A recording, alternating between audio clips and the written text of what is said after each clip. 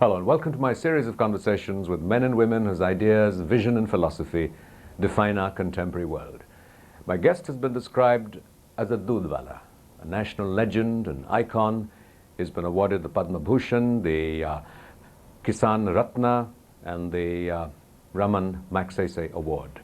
I'm delighted to welcome Dr. Verghese Kurien, the father of the White Revolution. Dr. Kurien, Amul started in the late 1940s. It's had an amazing history and is one of the few institutions that have survived and retained their vigor and relevance and vitality. You were the man behind this. What do you think has been the secret? The secret of Amul is that it is a movement controlled by farmers. It is a movement that originated with farmers, and the control of the farmers was not diminished with passage of time. Also, it was the idea of Sardar Vallabhbhai Patel, who, as you probably know, comes from a village 2 miles from Anand, a village called Karamsad. And Sardar Patel had said that till the farmers gain command over the procurement, processing and marketing of their own produce, they will not get a fair share of the consumer's rupee. So he advised the cooperativization of the movement in Anand. And then he said, now that I have suggested this, and he was speaking before independence, the British will not agree. They will read into it a desire on my part to organize farmers against the British rule and to strengthen the Quit India movement. So they will not agree. And you will have to organize a struggle if you want to succeed. And if you are prepared to organize the struggle, and if you are prepared to bear the losses that is inevitable in any struggle, then I am prepared to lead you. The struggle resulted in the farmers of Kerala district refusing to sell their milk. That was pre-independent India, and it was expected that there would be this struggle between an indigenous organizing into a cooperative and the interests of an imperial government. But you've also had struggles post-independence. What were some of the key obstacles that you had to work to overcome? The key obstacle was that if Anand is to succeed, then it must have a leadership which is of the highest order, which was honest, straightforward and incorruptible. But you were that leader. No, Tiruvandas Patel was that leader. And he in his wisdom decided that he could not do it by himself. He needed an element of professional management to make it happen. And he therefore decided to ask me to be the professional manager of Anand and gave me the complete freedom. And yet this is in a larger context of a country and a society where few institutions survive and maintain their credibility, their integrity, their influence and their achievements over such a long period of time. Well, we were particular in ensuring that Anand was not a standalone unit. We replicated Anand pattern in the other districts of Gujarat and later on in other states of India. There are today 176 Anands, each independent of the other, but each working together with the other in joint marketing. You have this notion of having created a cooperative, again, in a context, in a society where we're often perceived as being unable to get along with each other. So what was the secret of what are some of the elements that you as the professional manager brought into facilitating this process of community?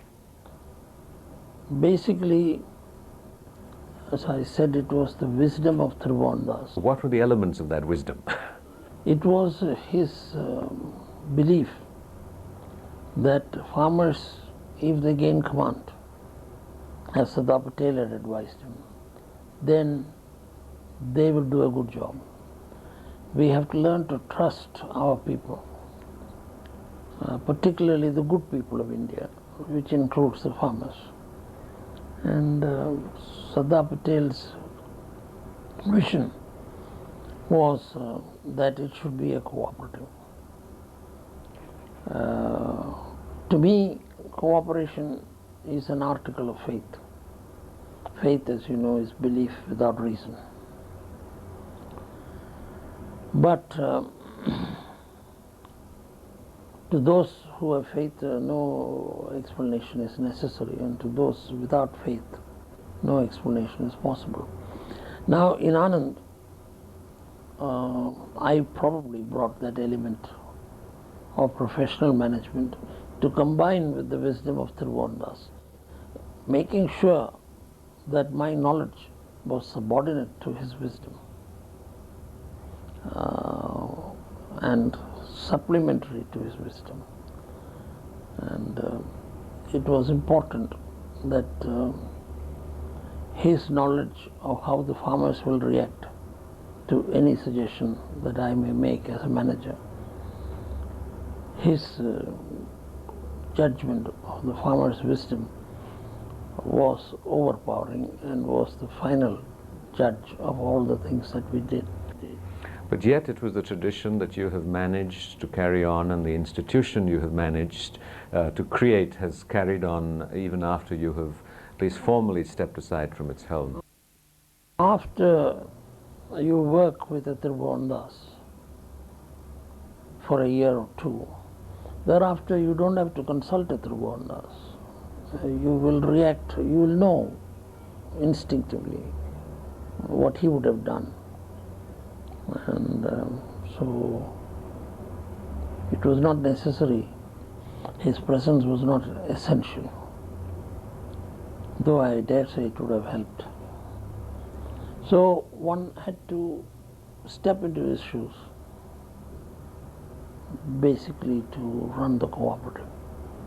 And when several cooperatives got formed, one in each district, then they federated into a Gujarat Cooperative Milk Marketing Federation. And when we had our meeting of the chairman of each district union, I said that if we are all going to jointly market, we must have a common trade name and common marketing strategy. And then you should have a chairman for the federation. And I looked at Trivandrum. Trivandrum said, we have already discussed this. We are all politicians. We have decided that you will be the chairman. I said, Mr. Trivandrum, how can I be the chairman when you are a director? He said, there is nothing wrong in it. You were talking about the good men of India, and you have widely been sort of applauded as one of those good men. What are the qualities of the good men that you feel India needs?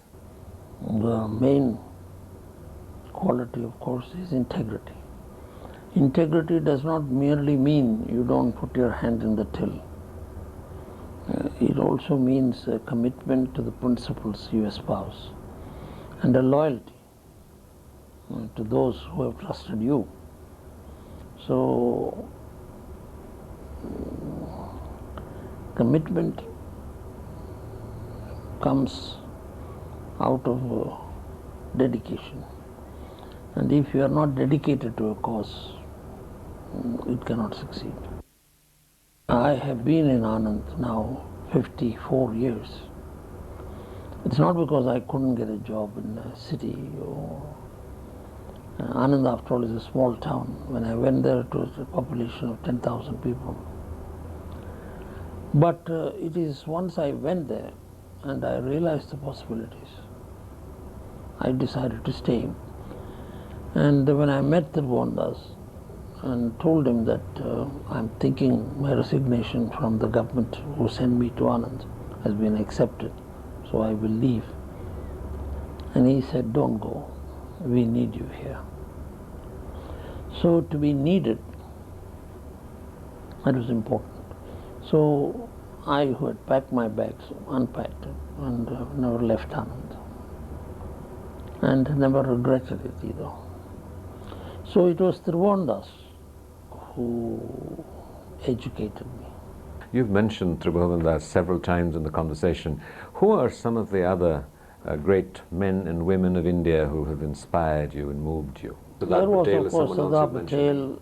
Then, of course, there was Mr. Morarji Desai, who held the first meeting of the farmers, which resolved to go on strike against sending milk to Polson or sending milk to Bombay to the government.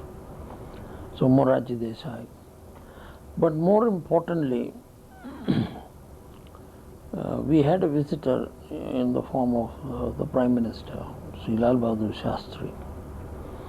He didn't accept our suggestion that he spend the night in my house. He instead sent word that he would prefer to spend the night in a village as the guest of a small farmer. Could it be arranged?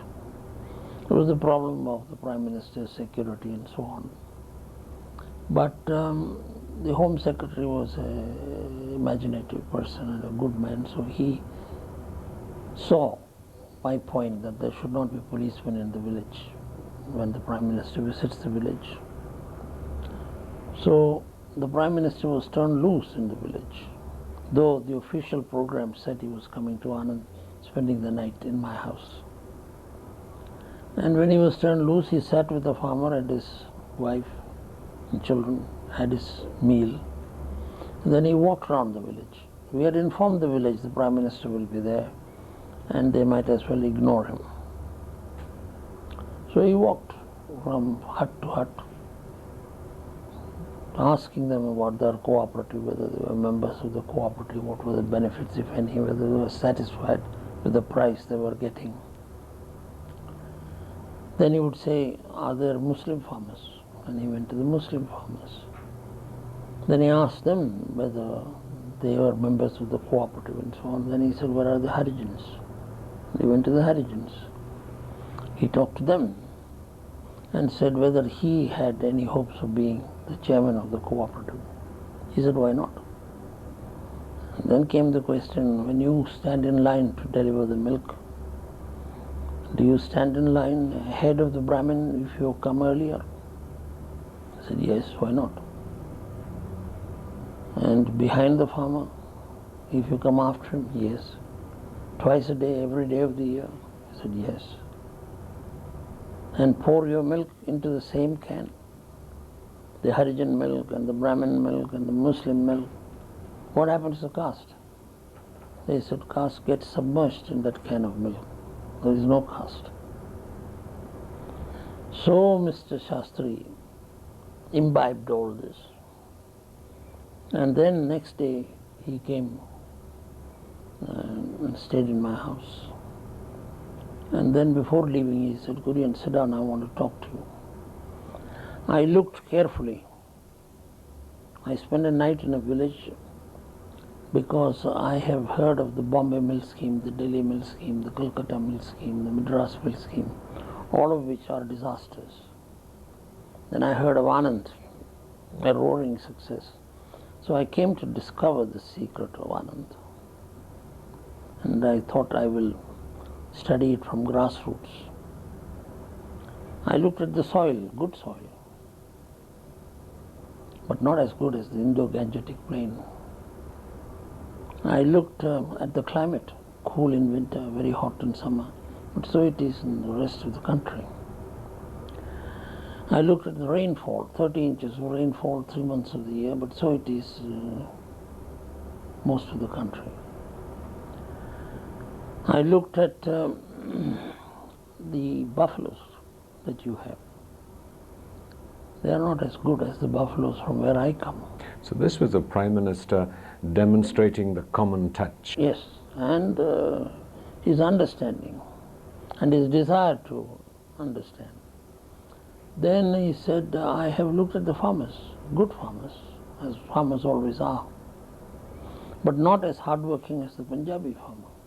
So I looked at everything that had bearing on milk production to discover the secret of Anand, and I have discovered nothing. I spent a whole night in a village. Is there a secret? If there is a secret, what is it? And I said the secret of Anand is that it was a dairy owned by farmers. It is managed by their elected representatives.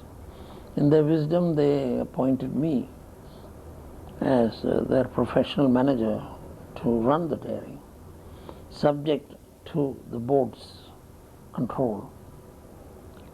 So this is a dairy that is sensitive to the needs of farmers, responsive to their demands.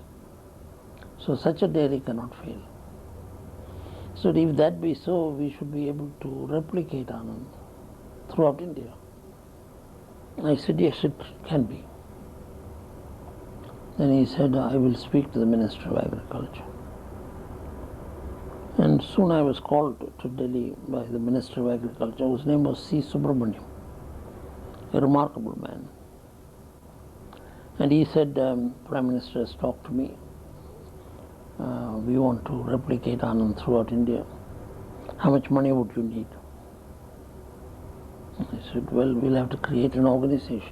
And so the National Dairy Development Board was born. It was formed subject to my two conditions. One, that if I am to be the chairman, it has to be located in Anand, not in Delhi. And two, that I should not be paid.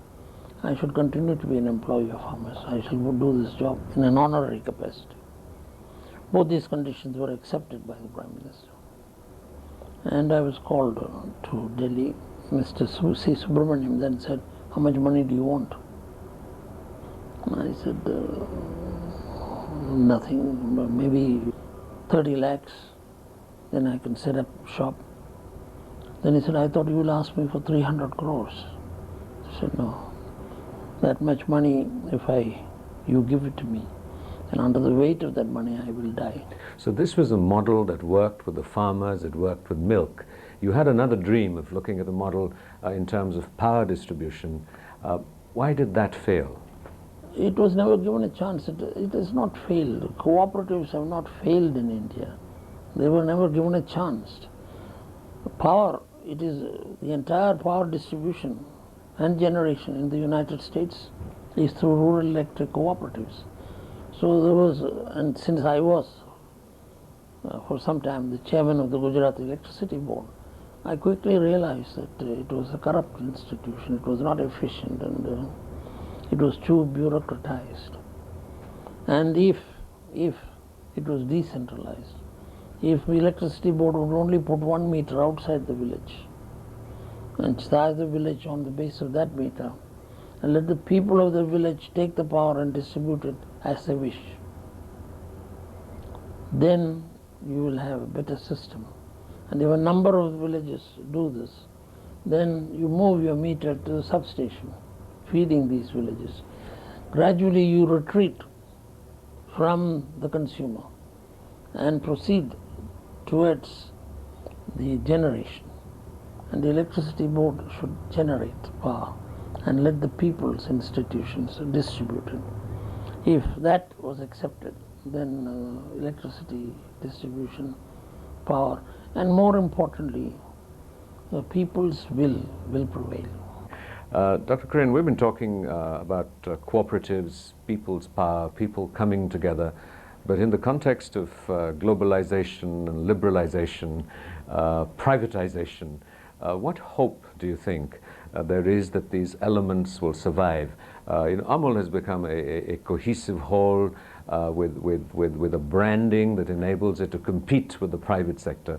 But what are the possibilities you think that something else, something new could develop or could be created to take on this model? It is my view that governments should govern. They should not be in distribution of milk or distribution of electricity. That should be left to people's institutions to do. I'd be very happy if the government can provide us clean, honest, efficient government. But government wants to get involved in matters in which they should not really get involved. And once we can get government out of businesses and confine it to governing. But isn't there the notion now that the government is getting out of businesses, but really yielding to private enterprise as opposed to people's enterprises?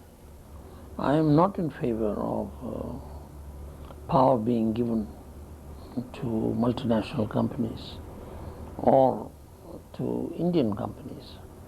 I'm in favor of power going to the people's institutions. And in that case, that power will not get misused.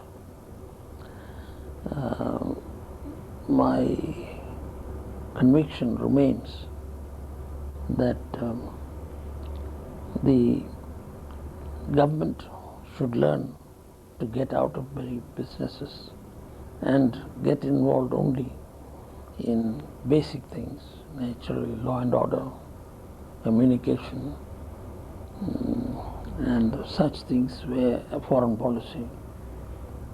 But it need not get involved in many other things. The size of government should shrink. Today, most of the wealth of the nation is utilized in maintaining a very large and powerful bureaucracy. If you take any of the functions of government, you have to look at it from the point of view as should government be doing this at all? And you will come to the conclusion that there are many things, areas where government should not be involved at all. I think there's no argument that, about the role of government and that it should shrink, but can we replace it with people's Yes, you power? should empower the people. After all, true development is development of people, not of cows, not of electricity, but development of people. You cannot develop people unless you involve them in the processes of development, unless you place in their hands the instruments of development.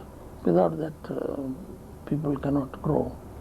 And the function of democracy is to involve the people in getting done many things that they are best equipped to do. I have no doubt that India is destined to emerge in a decade or two as one of the most powerful nations of this earth. Nothing can stop it. The Dr. Verghese Kurien, who provided proactive, hands-on leadership for decades, has now sort of formally stepped back and aside. How do you feel with the way that the institution that you have so long been identified with is unfolding? There have been some sort of little disagreements? Well, yes, there are some differences of opinion between those who succeeded me and me, but I am confident that those will be ironed out. In the sense that you think that your vision will prevail? Yes, I think it will prevail because it is the right vision. That isn't terribly democratic, is it? Well, if my vision really means power to the people, it is democracy. You have sort of demonstrated in many of your conversations and interactions with prime ministers and farmers and journalists a remarkable sense of certitude, of positivism. Where does this certitude come from? How do you know for sure? By having worked with farmers for 54 years and been their employee. Have you ever feared that they might be wrong sometimes? If I am wrong, the farmers will soon put me on the right track. So long as their will prevail, so long as I reflect their will, so long as my power comes from their delegating it to me, so long as understood they can take it back whenever they want, then democracy is the best form of government. There's no substitute. I know at sort of with the wonderful long innings you continue to have, what agendas do you still have for yourself? For me, at the age of 82, the only agenda can be a peaceful retirement. But that's been elusive, hasn't it? No, I have quit the chairmanship of the dairy board. I am now the elected chairman of the Gujarat Cooperative Milk Marketing Federation. One of the beauties of this federation is that I am not a Gujarati. And in their wisdom, they have decided to elect me as the chairman. But can a man of enormous action such as you have been ever really retire? Doesn't sort of the brain keep ticking? Yes, it keeps ticking, and which probably explains why I continue as the chairman of the Gujarat Federation and chairman of the Institute of Rural Management, which is an institute set up to produce more Koreans. Because it is necessary that farmers learn to employ professionally trained people as their managers. And an epitaph for yourself that you might choose to write for your working professional life thus far? That he served the interests of farmers well. Dr. Kurien, thank you very much. That's been a great privilege. Thank you, sir. Thank you.